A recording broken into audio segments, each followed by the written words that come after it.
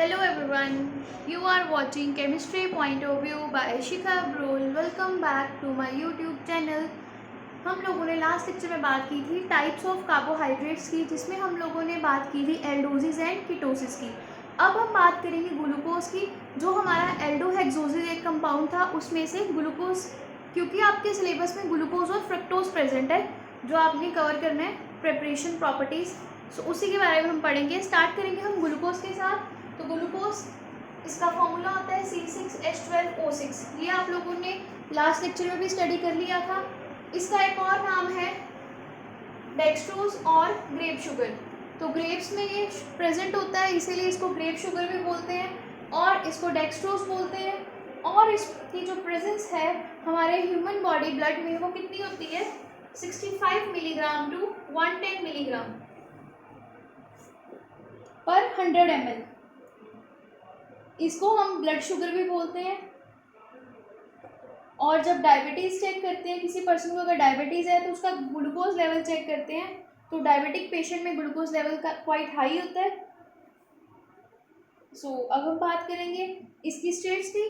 तो in combined state glucose is present in many disaccharides and polysaccharide and can be obtained by there hydrolysis. अगर हम disaccharides और polysaccharides की hydrolysis करेंगे तो हम लोग वहाँ से ग्लूकोज प्रिपेयर कर सकते हैं। And it is optically active in nature and it is also dextrorotatory. Means उसमें हम यहाँ पे लिखेंगे डेक्स्ट्रोरोटेटरी में प्लस। अब ये होता क्या है, हम धीरे धीरे जब पढ़ेंगे ग्लूकोज को तो हम उसमें ये चीज़ सीखेंगे। तो अब मैं स्टार्ट करती हूँ ग्लूकोज की प्रेपरेशन के साथ without wasting any time. So start करो preparation of glucose. So sucrose और sugar cane and starch are the major sources of glucose. तो सोर्स ऑफ ग्लूकोज अगर हम बात करें तो लिख सकते हैं हम sugar cane and starch. These are the two main sources.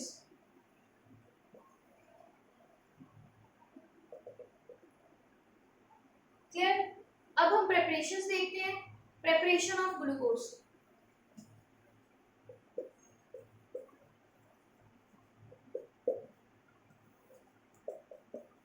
Preparation of glucose में जो हमने प्रेपरेशंस पढ़नी है, दो प्रेपरेशंस है। जैसे आपने अभी देखा सोर्सेज, एक शुगर केन और एक स्टार्च है। तो शुगर को एक हम प्रेपरेशन देखेंगे शुगर केन से और एक हम प्रेपरेशन देखेंगे स्टार्च से। पहले मैं आपको प्रेपरेशन करवाऊंगी, प्रेपरेशन फ्रॉम सुक्रोज और शुगर केन। सो लिखिए पहले heading, preparation of glucose from starch and sugar cane.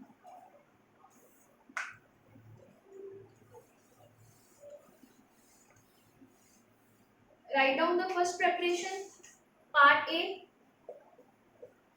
from sucrose और केन शुगर और शुगर केन। तो जब हमें ग्लूकोज बनाना है, हमें हाइड्रोलिसिस करनी है सुक्रोज और शुगर केन की, तो हमारे पास प्रोडक्ट आएगा ग्लूकोज। सुक्रोज का फॉर्मूला होता है C12H22O11। हाइड्रोलिसिस मीन्स,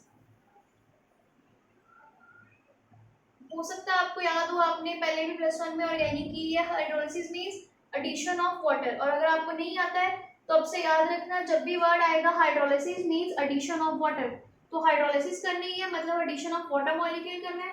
और आप सुक्रोज में जब पानी ऐड करोगे, वाटर ऐड करोगे, तो आपके पास बनेगा C6H12O6 that is glucose plus C6H12O6 that will be fructose. Fructose वाला हमारा नेक्स्ट टॉपिक होगा। पहले हम कवर करेंगे ग्लूकोज, उसकी preparation, properties and structure. After that fructose को कवर करेंगे। सो ये है first preparation.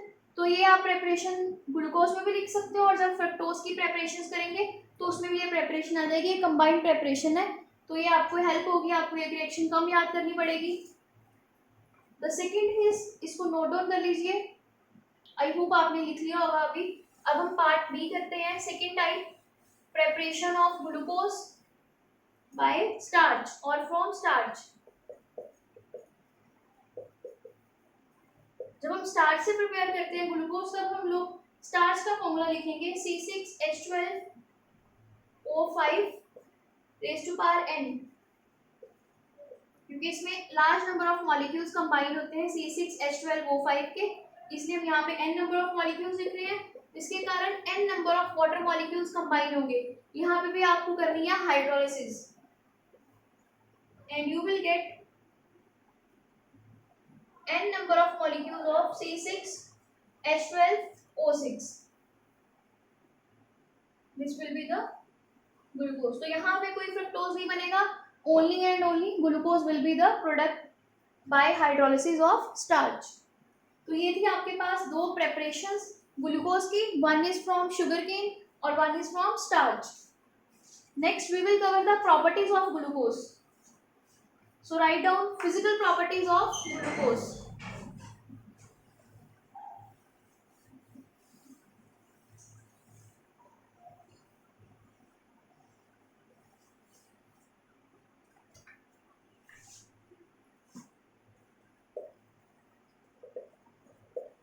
Physical properties of glucose.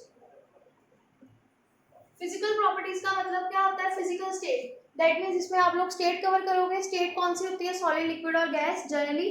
तो फिजिकल स्टेट में, फिजिकल प्रॉपर्टीज में हम स्टेट के अकॉर्डिंग नेचर और प्रॉपर्टीज एक्सप्लेन करते हैं। फिजिकल प्रॉपर्टीज में हम कभी भी रिएक्शंस एक्सप्लेन नहीं करते क्योंकि वो केमिकल प्रॉपर्टीज का पार्ट है।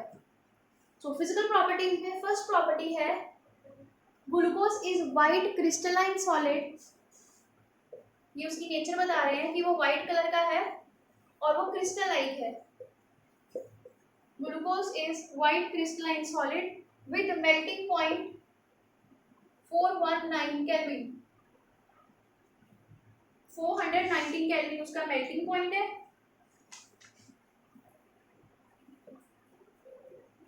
सेकेंड फिजिकल प्रॉपर्टी अगर बात करें, it is soluble in water.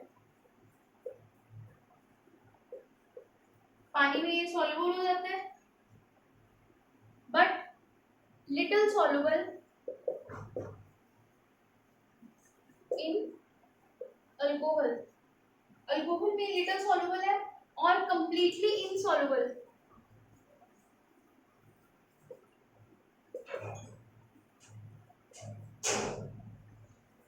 Completely insoluble in ether. तो ये आप लोगों ने दो प्रॉपर्टीज पढ़ी हैं। पानी में सॉल्युबल है, अल्कोहल में लिटिल सॉल्युबल है और ईथर में इनसॉल्युबल है, मतलब सॉल्युबल नहीं होता। Third property, third physical property है it is optically active. Optically active का मतलब क्या होता है कि अगर हम रोटेशन की बात करें तो ये ऑप्टिकली एक्टिव है। It is dextrorotatory with specific rotation of +112 degree. इतनी डिग्री की इसकी स्पेसिफिक रोटेशन है जब हम इसको फ्रेशली प्रिपेयर करते हैं, इसीलिए इसको हम बोलते हैं डेक्स्ट्रोरोटेटरी। अब मैं बात करूं अगर, और इसको इसीलिए इसी में नाम लिखा था ऊपर डेक्स्ट्रोस, क्योंकि ये डेक्स्ट्रोरोटेटरी है, +112 की ये रोटेशन देता है। और ये होता क्या है, आप लोगों ने फिजिक्स में पढ़ा होगा ऑप्टिक्स चैप्टर, उसमें भी ऑप्टिकल प्रॉपर्टी आती है। जो चीज लाइट की प्रेजेंस में रोटेशन देती है उसको हम बोलते हैं ऑप्टिकली एक्टिव कंपाउंड।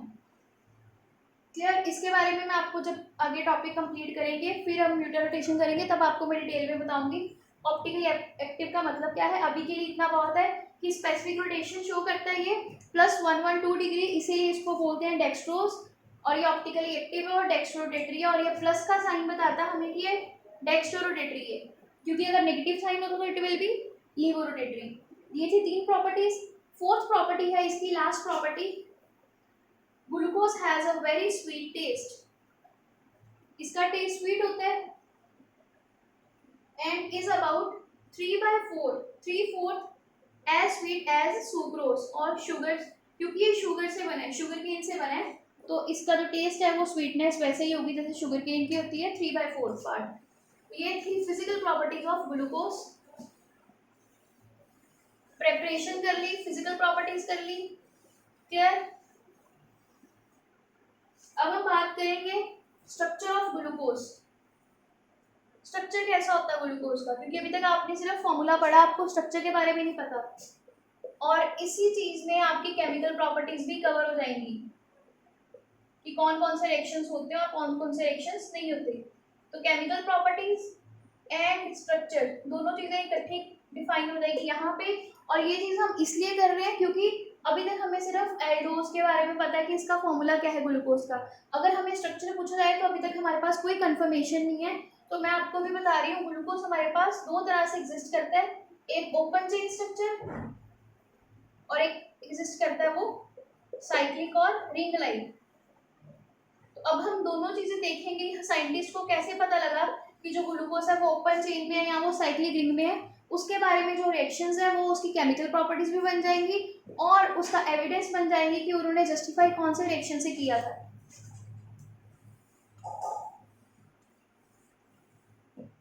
सो मैं फर्स्ट आपको एक्सप्लेन करूंगी ओपन चेन स्ट्रक्चर के बारे में।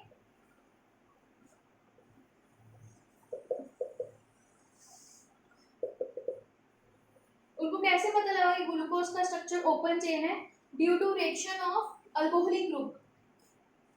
Part 1, due to reaction of alcoholic group. इसमें अल्कोहलिक ग्रुप प्रेजेंट है।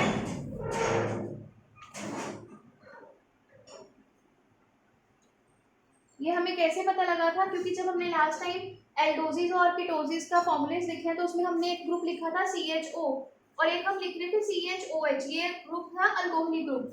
तो इसके बारे में पहले हम इसकी रिएक्शंस देखते हैं कि ये ग्रुप प्रेजेंट होता है और इसकी रिएक्शंस कैसे होती हैं। हम लोग कुछ इस तरह से लिखेंगे इसको, तो आपको याद आ जाएगा ये देख के कि आपने ये चीज लिखी थी। आपने एल्डोहेक्सोसिस में ये लिखा था, ये हमारा ग्लूकोज है और ये देख लेना बॉन्ड कार्बन और कार्बन के बीच में हो। बहुत से बच्चे बॉन्ड ऐसे बनाते हैं हवा में, इसके कोई मार्क्स नहीं है, ये बॉन्ड है ही नहीं, बॉन्ड एटम्स के बीच में होता, तो it should be between carbon and carbon. इसमें हम ऐड करेंगे 5CH3CO twice O।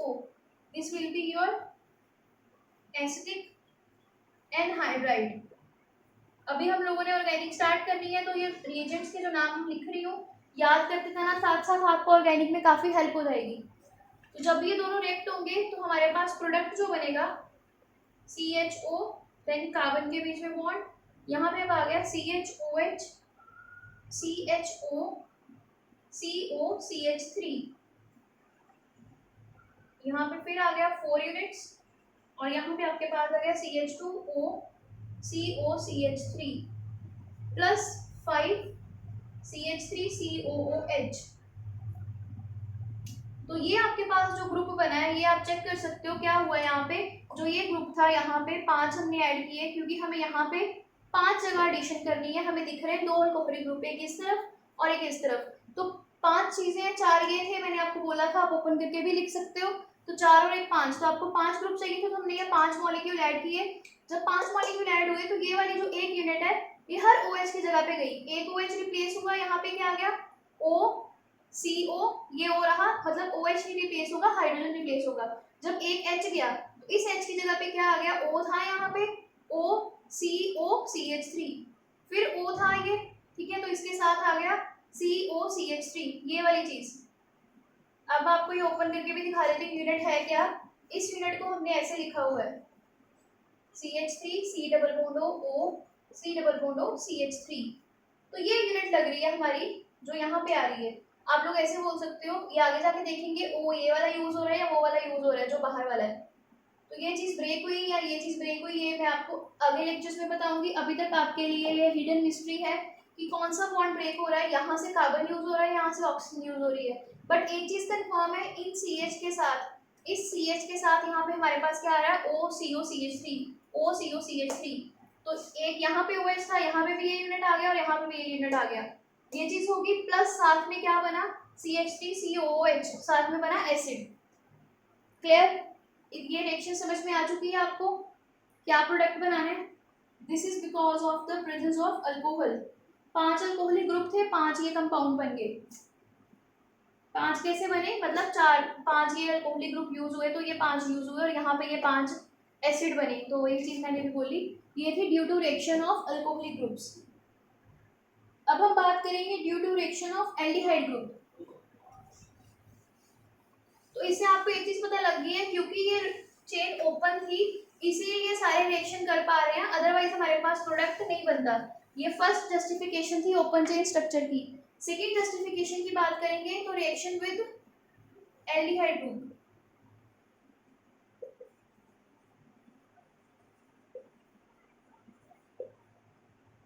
Aldehyde group में जो रिएक्शन होगी, फर्स्ट रिएक्शन करेंगे रिडक्शन। तो रिडक्शन आपको पता है, जब रिडक्शन करेंगे ग्लूकोज की तो फॉर्मूला लिखो CHO।